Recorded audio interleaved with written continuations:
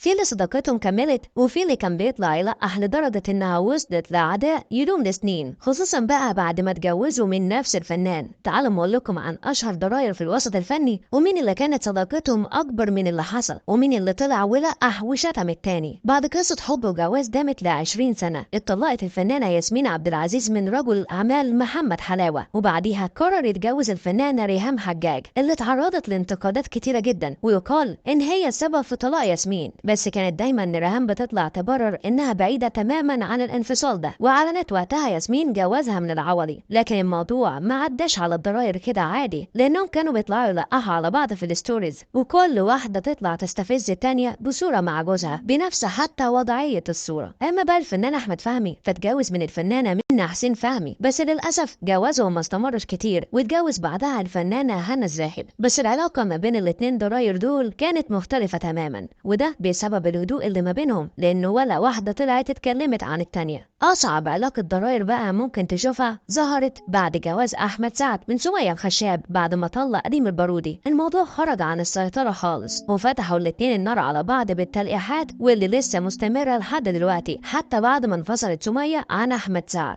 أما بقى إنجي علي ففي عدد كبير من الناس ما كانش يعرف إنها متجوزة من المخرج الكبير طارق العريان قبل ما يتجوز الفنانة أصالة، وعلاقتهم ببعض ما كانش فيها أي تجاوزات، لدرجة إن إنجي قالت إن جوزها أخد رأيها في أصالة قبل ما يتجوزها، وما كانش عندها أي مشكلة لأنها بتحبها. نادية الجندي بقى مع شهرة الجماهير اتجوزت من المخرج محمد مختار، واستمر جوازهم لسنين، لكن بعد كده أعلنوا انفصالهم، وقرر يتجوز الفنانة رانيا يوسف، وانفصلوا بعد حوالي 12 سنة. والحرب اللي المفروض تكون بين نادية الجندي ورانيا ما كانتش موجودة، بالعكس شفنا الحرب دي بين رانيا وطليقها محمد مختار حتى لحد دلوقتي. واخيرا بقى علاقة اسعاد يونس وشريهان اللي شهد عليها ملايين الناس قبل وبعد ما اتجوزت شريهان علاء الخواجة. الموضوع وما فيه ان اسعاد وشريهان كانوا على علاقة صداقة وقرب كبيرة جدا، بس لما مرت شريهان بأزمة صحية اتولدت علاقة حب بين جوز اسعاد وصاحبتها شريهان، واتطور الموضوع لجواز في السر. ولما عرفت اسعاد اتهمت صاحبتها بانها خطفت رجالة، بس لما عرفت بمرض شريهان الخطير قلبها صفي وسامحتها، ورجعت علاقتهم اقوى من الاول حتى بعد الكلام اللي طلعوا وقالوا على بعض، لدرجة ان شريهان قالت اسعاد اكتر واحدة وقفت جنبها حتى بعد المشاكل اللي كانت ما بينهم. قولوا لنا بقى، كنتوا تعرفوا حاجة عن الفنانين دول ولا لا؟